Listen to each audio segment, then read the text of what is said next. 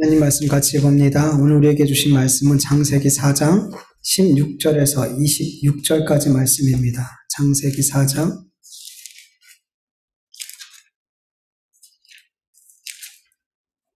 16절에서 26절까지 말씀 한 절씩 교독합니다. 제가 먼저 읽습니다. 가인이 여호와 앞을 떠나서 에덴 동쪽 놋 땅에 거주하다니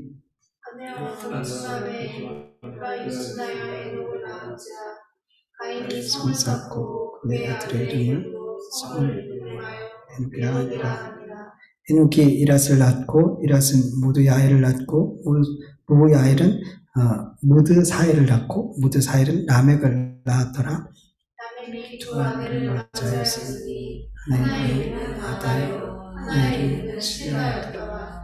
아다는 야발을 낳았으니 그는 장막에 거주하며 가축을 치는 자의 조상이 되었고 그의 이름은 르바니 그는 수금과 통소를 잡는 모든 자의 조상이 되었으며 실라는 두반 가인을 낳았으니 그는 구리와 쇠로 여러 가지 기구를 만드는 자요 두발 가인의 누이는 나아마였더라.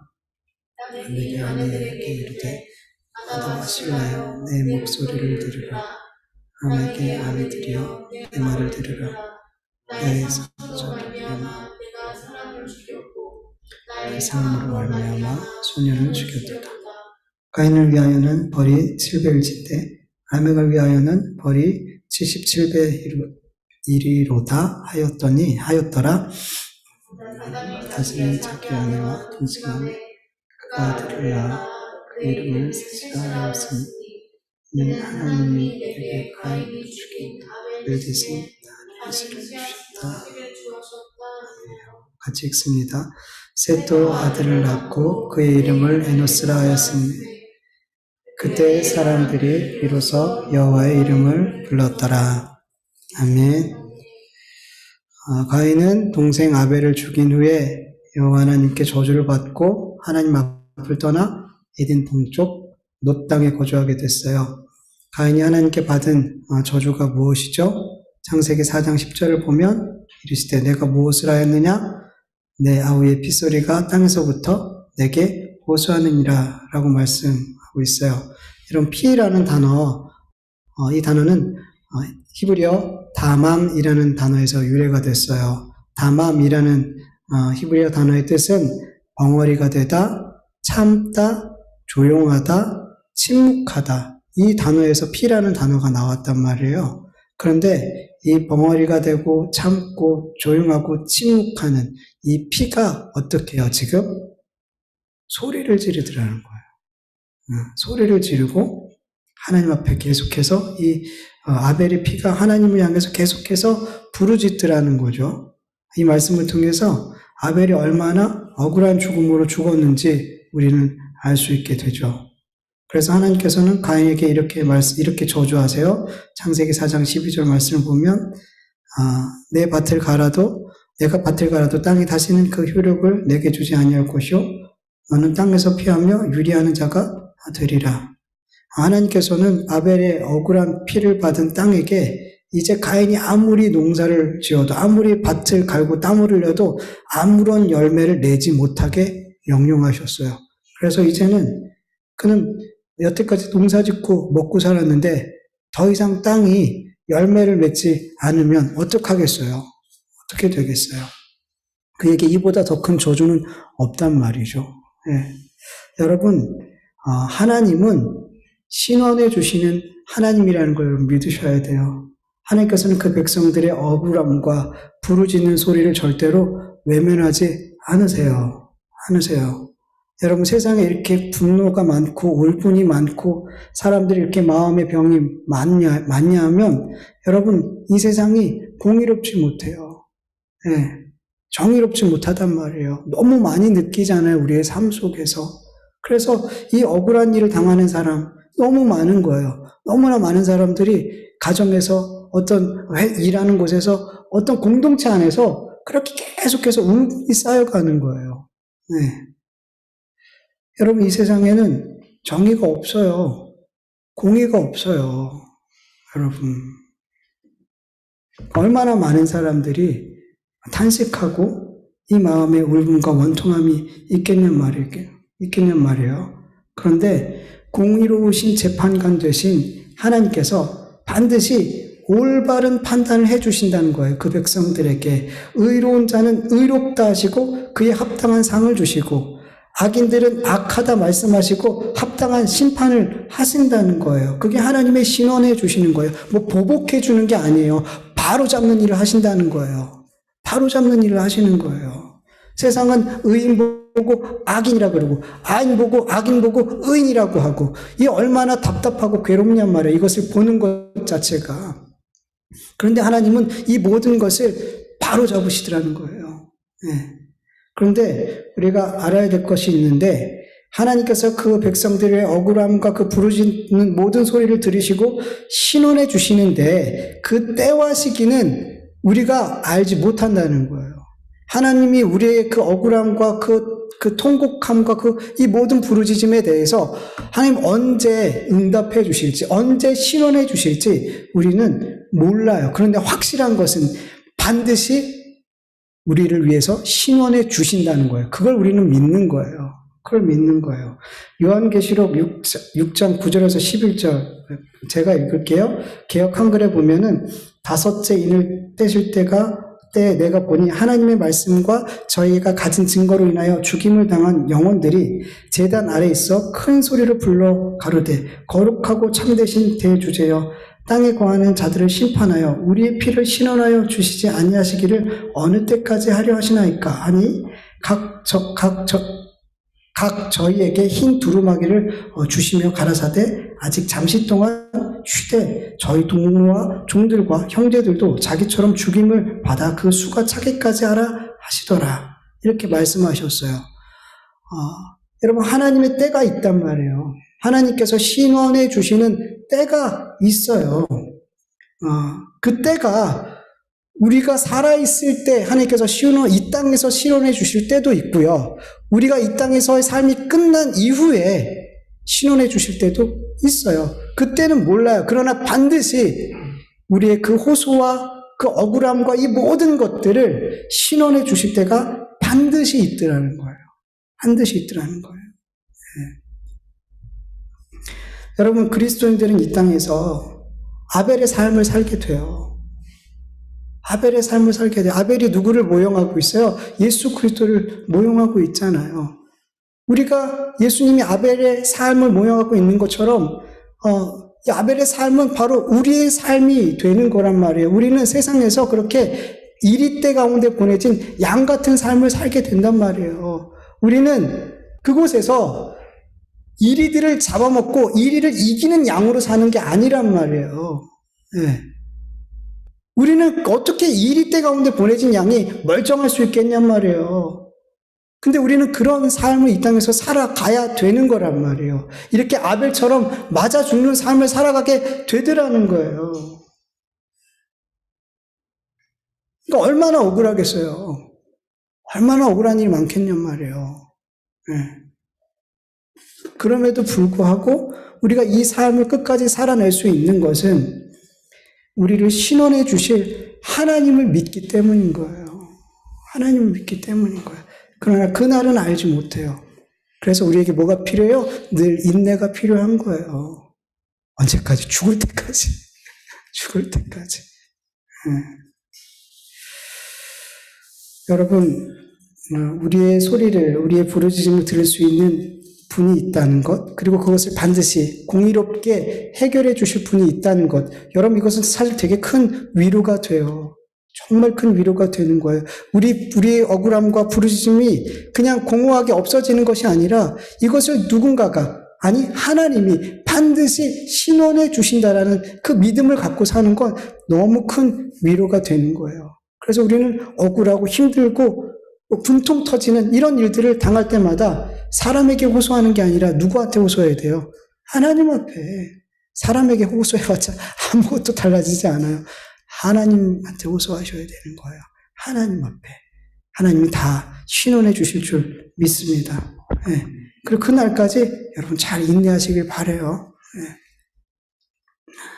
이제 가인은 땅에서 피하며 유리하는 삶을 살게 됐어요. 여러분, 유리하다라는 히브리어 뜻을 보면 헤매다, 도망가다, 방랑하다, 탄식하다라는 의미가 있어요. 그런데 오늘 본문을 보니까 가인은 에덴 동쪽 노시라는 땅에서 거주했어요. 그러니까 정착했단 말이에요. 하나님께서는 분명 그에게 땅을 피하여 유리하는 자가 되라라고 말씀하셨죠. 이게 저주하신 거예요. 그런데 그는 어떻게 했어요? 노시라는 그 땅에 정착해서 자식을 낳고 성벽으로 둘러싸인 성을 짓고 살았더라는 거예요. 네. 유리하는 삶과는 정반대의 삶이죠. 땅을 피해서 유리하는 삶이 아니에요, 이거는. 그냥 정착하는 게 아니라 성을 쌓고 아주 안전하게 지낼 수 있는 그런 모든 것을 만들어 놨더라는 거죠. 여러분, 이렇게 죄인된 인간은 계속해서 하나님의 말씀과 그 뜻에 불순종하고 대적하는 삶을 살더라는 거예요. 가인은 계속해서 하나님 주신 은혜를, 기회를 계속 무시하고 그렇게 하나님과 반대의 길을 가더라는 거예요.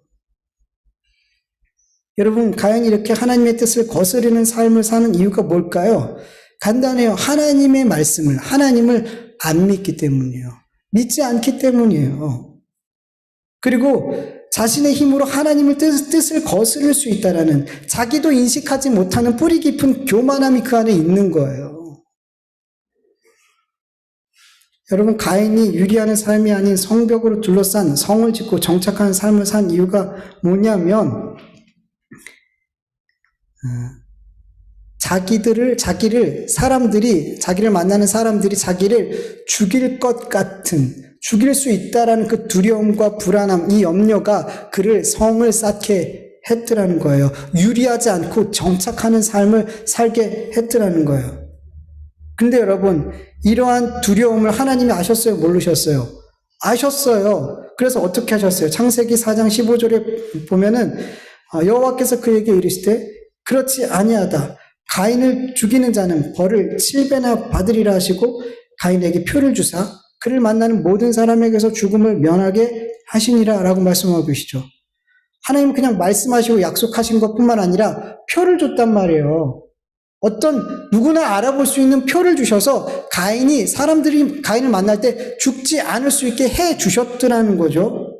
그런데 그는 여전히 불안하고 여전히 두려웠어요. 왜요? 하나님의 말씀을 안 믿으니까. 안 믿으니까 하나님이 표를 줘도 안 믿더라는 거예요. 여전히 불안하고 두렵고 염려와 근심이 되더라는 거예요. 그럼 어떻게 해요? 이걸 어떻게 해소해야 돼요? 자기가 해결해야죠. 하나님을 믿지 못하니까 여전히 내 안에 두려움과 근심과 염려가 불안이 있으니까 어떡하냔 말이에요. 자기가 해결해야죠. 그러면 어떻게 해요? 유리하는 삶을 살면 안 돼요. 자꾸 돌아다니면 만나요, 사람들을. 유리하지 않고 정착해야 돼요. 그것도 성을 쌓아서, 성벽이 있는 성을 쌓아서 안전하게 자기를 지켜야 되는 거예요. 그렇게 그는 하나님의 말씀을 믿지 못함으로 말미암아 자기 안에 있는 그 두려움과 그 염려들을 자기 스스로 해결해 내려고 했더라는 거죠. 그렇게 하다 보니까 하나님의 뜻과 하나님 주신 어떤 저주의 말씀이 그의 삶에 이루어지지 않은 것처럼 보이더라는 거예요. 그가 그의 힘과 그의 의지로 하나님의 그 저주를 꺾어낸 것처럼 보이더라는 거죠. 근데 여러분, 아무리 높은 성벽으로 둘러싸이는 성에 살고 있다고 해도 하나님 앞을 떠난 그 죄인 안에 있는 두려움과 염려와 근심과 불안은 절대로 해결되어지지 않는다는 거예요. 네. 여러분, 아무리 큰 힘과 권력이 있고 아무리 많은 부를 소유하고 아무리 많은 지식을 갖고 많은 사람들이 자기를 따르고 그리고 좋은 배경들이 있어도 이 모든 것으로 높고 높은 성을 쌓아도 여러분, 이 죄인의 마음에서 나오는 이 두려움과 염려와 근심은 이 높고 높은 성을 다 때려 부수더라는 거예요. 그리고 쳐들어오더라는 거예요. 못 이기더라는 거예요.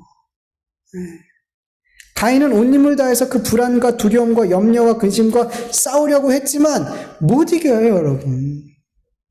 여러분, 불안, 두려움, 염려, 근심, 여러분, 이것들은 외부에서 오는 게 아니에요. 외부에서 오는 게 아니란 말이에요. 가인은 사람들이 자기를 죽일 것이라는 불안과 두려움과 염려와 근심을 가지고 이것을 막기 위해서 유리하지 않고 성을 쌓고 그곳에 안전하게 거주하려고 했단 말이에요. 그런데 그의 불안함, 두려움, 염려, 근심은 사라졌을까요? 아니요. 사라지지 않아요, 여러분. 두려움과 불안과 염려, 근심 같은 것들은 외부에서 오는 것이 아니기 때문이에요. 여러분, 이 모든 것은 하나님과의 관계가 단절되었기 때문이에요. 하나님 앞에서 떠나 하나님과의 관계가 끊어진 죄인들의 심령에서는 끊임없이 불안과 두려움과 염려와 근심이 일어나더라는 거예요. 마치 목자를 잃어버린 양처럼, 부모를 잃어버린 어린 자녀처럼 그 상태 자체가 뭐예요? 그 상태 자체가 불안이고 두려움이더라는 거예요. 죄인된 상태가, 하나님을 떠난 그 상태 자체가 두려움과 불안과 근심과 염려더라는 거예요. 이것을 해결할 수 있는 방법은 한 가지밖에 없어요. 하나님을 믿는 거예요. 하나님을 믿는 것. 요한복음 14장 1절. 너희는 마음에 근심하지 말라. 하나님을 믿으니 또 나를 믿으라. 여러분, 예수 그리스도를 믿는 믿음으로 말미암아 하나님과의 관계가 회복된 자들은 목자에게 찾은 바 된 양처럼, 잃어버린 부모를 다시 만난 어린아이처럼 그렇게 불안과 두려움에서 평안을 찾을 수 있게 되는 거예요. 오직 하나님을 믿는 믿음 안에 있을 때, 하나님과의 올바른 관계 안에 있을 때 죄인된 인간은 이 모든 근심, 걱정, 염려에서 자유케 되는 줄 믿으시길 바라요. 아무리 가인처럼 자신의 힘으로 그 불안함과 두려움과 염려의 요소들을 없애고 또 없앤다 그래도 없어지지 않더라는 거예요. 여러분, 마귀는 계속해서 우리에게 불안하고 우리를 두렵게 하고 염려하고 근심되게 하는 그 요소들을 자꾸만 이것을 없애라고 요구해요. 이거 없어지면 괜찮아진다라고 자꾸만 우리에게 말해요. 여러분, 이건 속는 거예요, 여러분. 우리 앞에 있는 나를 불안하게 있는 어떤 요소를 내가 없앤다고 해서 내 안에 불안함이 없어지는 게 아니더라는 거예요. 아닌 거예요, 여러분. 그렇게 해서 없어지지 않는단 말이에요. 지금 내 안에 불안과 염려와 근심과 이런 모든 것들은 하나님과의 관계의 문제이고 믿음의 문제잖아요. 여러분, 나를 불안하게 하고 두렵게 하고 근심되게 하는 그런 요소들이 있다면 여러분, 거기에 집중하지 마세요, 여러분. 누구에게 집중해야 돼요? 하나님과의 관계에 집중하세요. 하나님께서 주신 그 믿음에서 내가 어디서 떨어졌는지 확인하고 회개하고 나의 믿음 없음을 도와주시옵소서. 여러분, 간구하시길 간절히 원합니다. 그렇게 하나님과의 관계가 회복되어지고 우리가 믿음 안에 굳게 서게 될 때 우리의 모든 환경의 문제들, 사람과의 문제들, 이 모든 문제들이 내가 염려하고 걱정하는 모든 그것들이 그대로 있는다 할지라도 우리 안에는 주님 주신 평안이 있더라는 거예요. 그리고 우리가 하나님 관계가 회복되고 믿음 안에 있게 될 때 하나님께서 나를 두렵게 하고 염려하게 하고 불안하게 했던 그 많은 요소들을 하나님께서 하나님의 방법으로 제거해 주시더라는 거예요. 내 방법으로 했더니 안 되는 것들, 그리고 내가 해결했다고 생각했는데 여전히 내 안에 불안했던 그런 것들이 하나님께서 하나님의 방법으로 해결하시니까 불안하지 않더라는 거예요.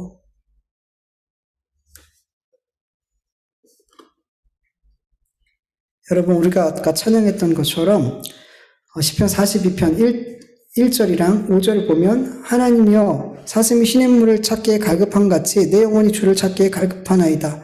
내 영혼은 어찌하여 낙심하며 어찌하여 내 속에서 불안해하는가. 너는 하나님께 소망을 두라. 그가 나타나 도우심으로 말미암아 내가 여전히 찬송하리로다. 아멘. 여러분, 하나님을 정말 간절히 찾으세요. 정말 여러분의 삶 속에 계속 내 마음에 끊임없이 염려와 걱정과 불안이 찾아온다면 여러분, 다른 거 다 제껴놓고 하나님을 간절히 찾으세요.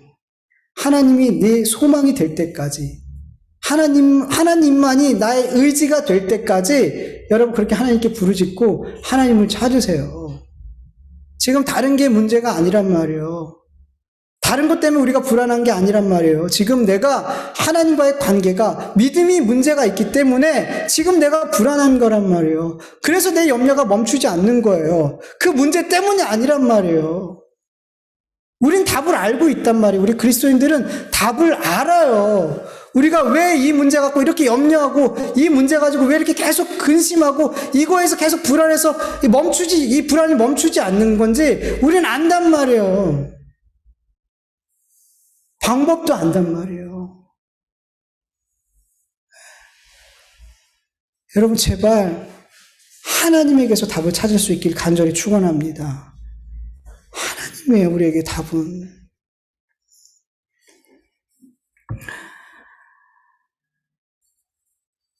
여러분 가인이 성을 쌓고 그 안에 정착하게 되므로 하나님께서 그에게 주신 저주가 성취가 되지 않은 것처럼 보였죠. 그런데 하나님께서 그에게 하신 저주는 분명하게 성취되었어요. 여러분 겉으로 볼 때는 가인이 자신의 힘과 의지로 하나님의 저주가 그의 삶에 성취되지 않게 한 것처럼 그렇게 보이지만 그의 마음은 어떨까요? 우리가 앞에서 살펴봤던 것처럼 그의 마음은 두려움과 근심과 염려로 정처 없이 목적 없이 방황하는 그런 유리하는 삶을 그는 그렇게 살고 있더라는 거예요. 몸은 안전한 것 같은데 그 마음은 그렇지 않더라는 거예요. 정처 없이 목적 없이 방황하는 삶을 살더라는 거예요.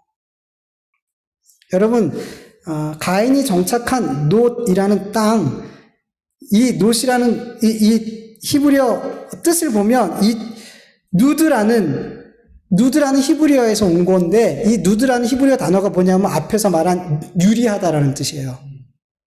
유리하다라는 뜻이 바로 놋이에요. 그 단어에서 놋이라는 단어가 나왔단 말이에요. 그는 놋이라는 유리하는 땅에 성을 짓고 살았어요. 그는 여전히 성 안에서 안전하게 있다라고 생각하지만 그가 밟고 있는 땅은 유리하는 땅이라는 거예요. 유리하는 땅이라는 거예요. 여러분 하나님을 믿지 않는 죄인들의 삶이 겉으로는 아무리 행복해 보이고 만족스러워 보이고 아무리 그렇게 좋게 보여도 여러분 그들의 마음은 가인처럼 유리하는 정처가 없고 목적이 없고 방황하고 탄식하는 마음으로 그들은 살아가고 있더라는 거예요. 아무리 행복해 보이고 아무리 착하고 정직한 삶을 사는 것 같아도 그들은 하나님을 떠난 죄인이더라는 거예요. 여러분 죄인은 하나님의 진노가 머물러 있단 말이에요. 하나님의 진노가 머물러 있는 행복, 여러분 행복이라고 말할 수 있어요? 하나님의 진노가 머물러 있는 착한 삶, 이게 성립이 돼요? 하나님의 진노 위에 그들의 행복과 그들의 모든 삶은 여러분 그게 진짜 행복이 아니더라는 거예요. 아니더라는 거예요, 여러분. 마찬가지예요. 그는 성을 짓고 열심히 살고 있지만 그는 여전히 놋이라는 땅을 밟고 살고 있더라는 거예요.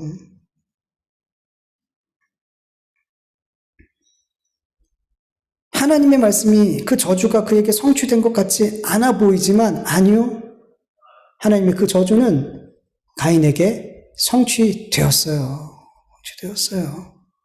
여러분 우리 인간이 아무리 발버둥 치면서 하나님의 말씀이 내 삶에 성취되지 못하게 하려고 해도 하나님의 말씀은 반드시 성취됨을 믿으시길 축원합니다. 그 말씀이 복의 말씀이든 저주의 말씀이든 생명의 말씀이든 심판의 말씀이든 그 말씀은 반드시 성취됨을 믿으시길 축원합니다. 여러분 가인은 자신이 하나님의 말씀에 불순종하는 삶, 대적하는 삶을 살고 있다고 생각했을까요? 못했을까요? 못했어요. 여러분. 못했어요. 그게 문제예요. 그게 문제예요. 그는 자신이 그런 하나님을 대적하고 불순종하고 있는 그런 삶을 살고 있다라는 것을 전혀 인식하지 못했더라는 거예요. 그래서 어떻게 할 수 있냐면 그가 아들을 낳고 나서 이 이름을 뭐라고 줬어요? 에녹이라고 줬고 그가 지은 성 그것도 뭐라고 줬어요? 이름을 에녹이라고 줬단 말이에요. 그가 낳은 첫 아들과 그리고 그가 지은 성을 에녹이라고 줬어요. 여러분, 에녹이라는 뜻은 봉헌하다, 바치다, 악성칭을 행하다, 이런 의미란 말이에요. 에녹이라는 뜻이. 그는 자기의 아들을, 자기가 지은 성을 하나님 앞에 마치 봉헌하고 바친 것처럼 보여지더라는 거예요. 이름을 그렇게 줘버렸더라는 거예요. 하나님, 이 아들 받으세요. 하나님, 제가 지은 성 받으세요. 이렇게 이름을 줬더라는 거예요, 여러분. 그는 자기가 하나님을 섬기고 있는 삶을 사는 것처럼 그렇게 착각하고 있더라는 거예요. 근데 그의 삶은 어땠어요? 하나님을 대적하는 삶이었고 믿음 없는 삶이었더라는 거예요. 자기 힘을 의지하면서 자기 힘으로 자기의 안전을 책임지는 삶을 살려고 했더라는 거예요. 자기만 모르더라는 거예요. 여러분, 이런 일들은 지금도 계속해서 성도라고 불리는 사람들 가운데서 그 삶 속에서 일어나고 있는 일들이에요. 자기는 열심을 다해서 하나님 앞에 드리는 삶을 살고 있다고 생각해요. 자기에 있어서 소중한 것까지 아낌없이 바치는 참 신앙의 삶을 살고 있다고 생각을 하고 있어요. 그런데 그 삶은 오히려 하나님을 대적하고 하나님께서 미워하시는 믿음 없는 삶이라는 것을 모르면서 그렇게 열심을 내면서 신앙생활하는 사람들이 있단 말이에요. 교회 안에.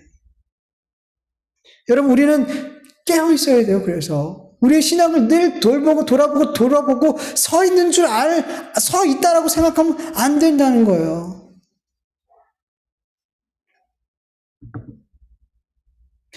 아무리 열심히, 아무리 귀한 것을 하나님께 드리고 바치는 삶을 살아도 여러분, 하나님께서 원하는 것을 드려야죠. 하나님이 말씀하신 것을 바쳐야죠. 왜 자꾸만 내가 원하는 것을 열심히 드리며 내가 드리고 싶은 것을 드리며 내가 귀하다고 여기는 것을 그렇게 드리면서 나는 하나님 앞에 열심을 내고 있어, 나는 최선을 다했어 라고 그렇게 생각하냔 말이에요. 다 안 받으시는데.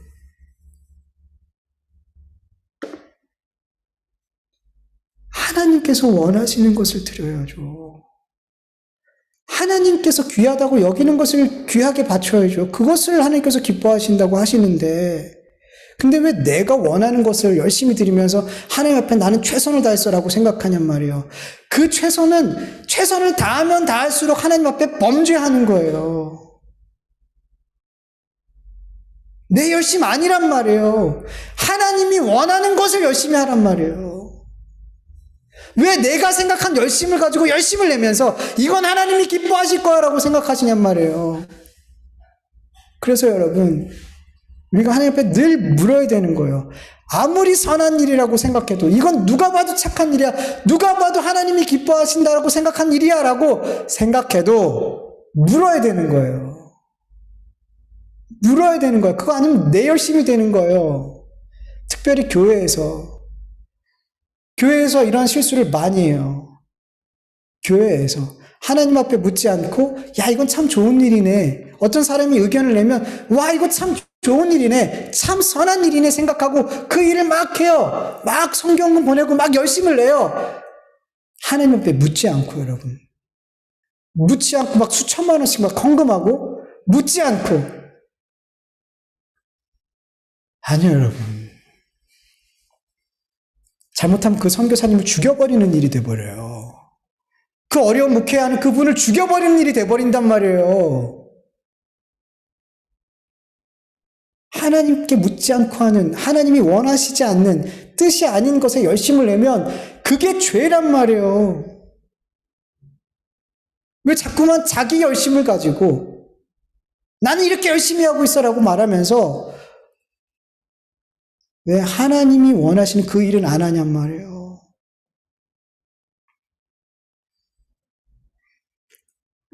가인이 아무리 첫 아들과 그가 지은 성의 이름을 에녹이라고 지으면 뭐해요? 하나님 앞에 아무리 자식을 불태워드리고 그 성을 봉헌하면 뭐하냔 말이에요. 하나님이 원하는 걸 드려야죠. 그는 자기가 원하는 것, 자기 원하는 방식으로 자기가 원하는 것에 열심을 내면서 그렇게 산 거예요. 누굴 위해서? 다 자기를 위해서. 그러면서 말은 나는 하나님을 위해서 살고 있어. 나는 하나님을 위해서 열심을 내고 있어. 이렇게 말하는 거예요.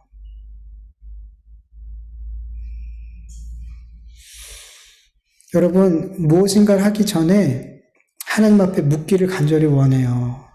크든 작든 이 일이 하나님이 원하시는지 원치 않는 일이신지 제발 묻고 하시길 간절히 원해요. 그렇지 않으면 그 일이 죄가 되는 거예요. 속지 마세요. 아, 이건 참 좋은 일이야. 이건 참 선한 일이야. 아니요. 하나님이 선하다고 하신 그 일이 선한 일이에요. 그 일을 하시란 말이에요. 그 일을.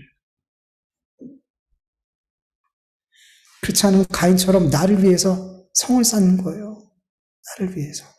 포장은 하나님을 위해서, 속은 나를 위해서. 하나님 안 속으세요. 가인의 후손들 가운데 19절을 보니까 라멕이라는 사람이 나오죠. 이 사람은 2명의 아내를 두므로 둘이 합하여 하나가 되라는 이 하나님의 말씀을 처음으로 깨뜨린 사람이에요. 일부 1초가 아니라 일부 다처를 취한 첫 사람이에요. 이 라멕에게는 두 아내가 있었는데 이 두 아들을 통해서 야발과 유발과 두발가인이라는 아들들이 태어났어요. 야발은 가축지는 자의 조상이 되었고 유발은 수금과 퉁소를 잡는 자의 조상이 되었고 두발가인은 구리와 쇠로 여러 가지 기구를 만든 자가 되었어요. 여러분, 가인의 후손들에게서 목축업이 발달하게 됐고요. 음악이라는 것이 발달하게 됐고요. 그리고 어떤 농기구와 어떤 무기를 만드는 그 쇠로 어떤 연장을 만드는 그런 기술들이 발달하게 됐더라는 거예요. 이 가인의 후손들을 통해서 문명이라는 것이 발달하기 시작했더라는 거예요. 이 하나님을 떠난 가인의 후손들을 통해서. 여러분, 문명은 사람에게 뭐예요? 힘이에요. 힘이에요. 그래서 앞선 문명을 소유하고 있는 집단이 그렇지 못한 집단을 어떻게 해요? 잡아먹는 거예요. 문명은 힘이라는 거예요. 근데 이들은 그렇게 이 가인의 후손들은 문명을 발달시키더라는 거예요. 그들의 힘을 키워가더라는 거예요. 여러분, 사람이 자기에게 힘이 있다라고 생각하면 누굴 의지하지 않아요? 하나님을 의지하지 않아요. 그렇게 가인의 후손들은 하나님 앞에서 떠난 자들은 자기의 힘을 키우는 삶을 살더라는 거예요. 그리고 두발 가인의 동생 여동 누이가 나아마 맞나요?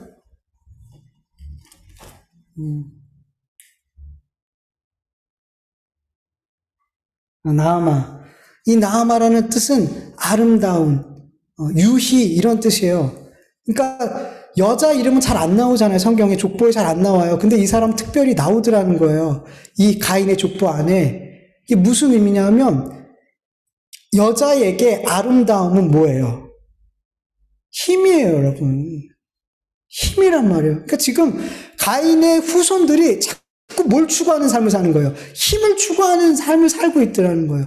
하나님을 의지하지 않는 삶을 살더라는 거예요. 자기를 의지하는 삶을 살더라는 거예요. 그러면서 그 반대의 삶을 살고 있는 사람들을 오늘 본문 말씀, 이 가인의 족보 마지막에 2절에 셋과 그의 아들에 대해서 잠깐 기록하고 있어요. 가인의 족보 마지막 끝에 25절을 보면 아벨이 죽은 후에 아담과 하와는 셋이라는 아들을 얻게 되죠. 이 셋은 히브리어로 슈트라는 이 히브리어 단어에서 유래한 거예요. 이 슈트라는 단어의 뜻은 임명하다, 간주하다, 적용하다, 배열하다 이런 뜻을 가지고 있어요. 즉 가인에 의해서 죽은 그 아벨의 자리에 누가 들어간 거예요? 대신 셋이 들어갔다라는 거예요. 믿음의 후손의 자리에 셋이 죽은 아벨 대신 임명되었더라는 거예요. 그를 통해서 믿음의 계보가 연결되어지더라는 거예요. 이 셋이 아들을 낳았는데 아들의 이름을 뭐라고 줬냐면 에노스라고 줬어요. 이 단어는 나아쉬라는 히브리어에서 나온 건데 이 나아쉬라는 뜻은 깨지기 쉽다, 약하다, 또는 고칠 수 없는, 병든 자기 아들의 이름을 이렇게 지었어요. 이 셋이 이 믿음의 계보를 이어가는 그 셋이 그 아들을 낳고 에노스, 고칠 수 없는, 병든, 깨지기 쉬운, 약한 이런 이름을 지었더라는 거예요. 무슨 말이에요, 이게? 믿음의 계보에 있는 사람들은 자기 힘을 의지하지 않는 거예요. 하나님, 저는 약합니다. 저는 깨지기 쉽습니다. 저는 고칠 수 없습니다. 저는 병들었습니다. 하나님, 그러니 저를 도와주세요. 그리고 에노스가 누굴 부르기 시작했어요? 하나님을 부르기 시작했어요. 그의 후손들은 그렇게 나는 안 되는군요. 저는 연약합니다. 저는 힘이 없습니다. 그런 마음으로 하나님을 의지하는 삶을 살게 되었더라는 거예요. 이렇게 가인의 후손과 셋의 후손이 다른 모습으로 살아가고 있음을 성경은 말씀하고 있어요. 여러분, 우리가 누구의 후손이에요? 여러분, 우리의 힘을 의지하고 우리가 살아가고 있다면 여러분, 우리는 가인의 후손으로 살아가고 있는 거예요. 이 세상의 것들을 붙들고 있다면, 이 세상의 문명을 즐거워하며 그것을 내 힘으로 삼고 살아가고 있다면 우리는 가인의 후손인 거예요, 여러분. 그러나 하나님, 저는 아무것도 아닙니다. 하나님의 은혜가 아니면 정말 아무것도 아닙니다. 저는 깨지기 쉽습니다. 저는 병들었습니다. 저희 마음과 저희 몸과 저는 주님이 고치지 않으면 저는 살 수 없습니다. 이런 마음을 가지고 살아가는 사람들이 바로 셋의 후손인 거예요. 하나님의 구원의 계보를 잇고 있는 자들인 거예요. 여러분 어때요? 여러분은 누구의 후손으로 살아가고 있습니까? 여러분의 삶을 보셔요.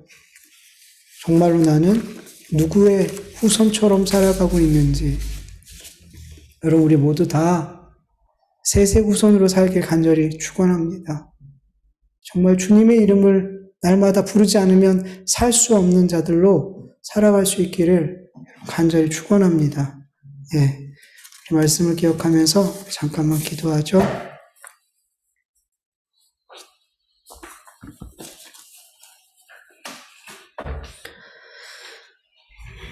하나님 아버지, 감사합니다. 오늘도 이렇게 함께 예배할 수 있는 은혜를 주심을 너무나 감사합니다. 하나님, 오늘도 이 예배를 기쁘게 받아주시옵소서. 우리의 찬송과 기도와 이 모든 예배와 말씀을 하나님 기쁘게 받아주시옵시고, 하나님 우리에게 하나님의 은혜를 베풀어 주시옵소서. 아버지, 이제 다시 우리가 세상 가운데 하나님 아버지, 하나님 그리스도인으로서 아버지 하나님의 셋의 후손으로서 구원받은 믿음의 자녀로서 살아가야 되는데, 하나님 우리가 우리의 힘을 의지하는 그런 가인의 후손의 삶을 살아가지 않게 하여 주시옵소서.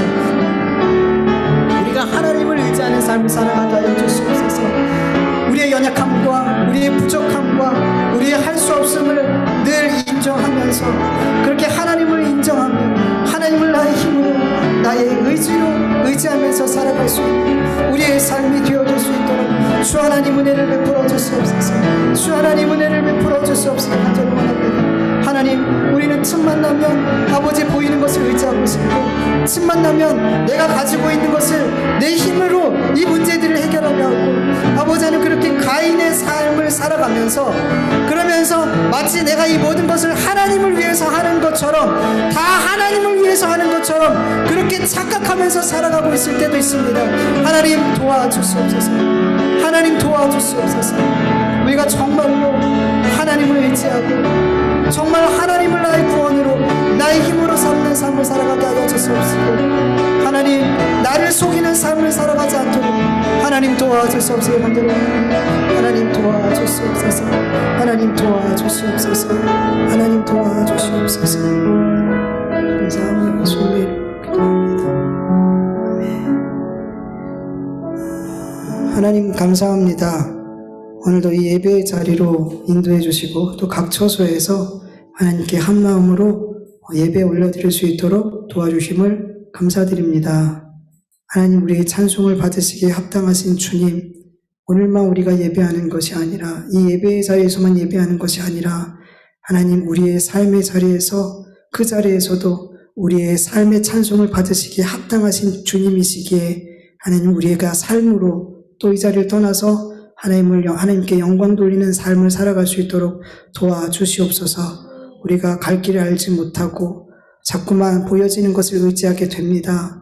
하나님 우리의 연약함을 아시는 주님, 우리가 늘 주님을 의지하길 간절히 원합니다. 나의 할 수 없음을 늘 인정하게 하여 주시옵소서.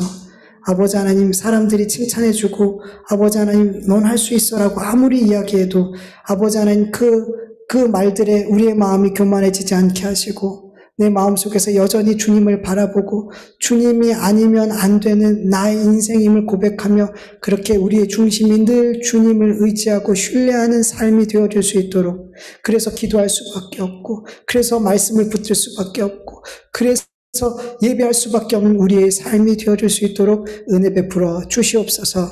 감사드리며 예수님의 이름으로 기도합니다. 아멘. 주님 가르쳐주신 기도로 예배 마칩니다.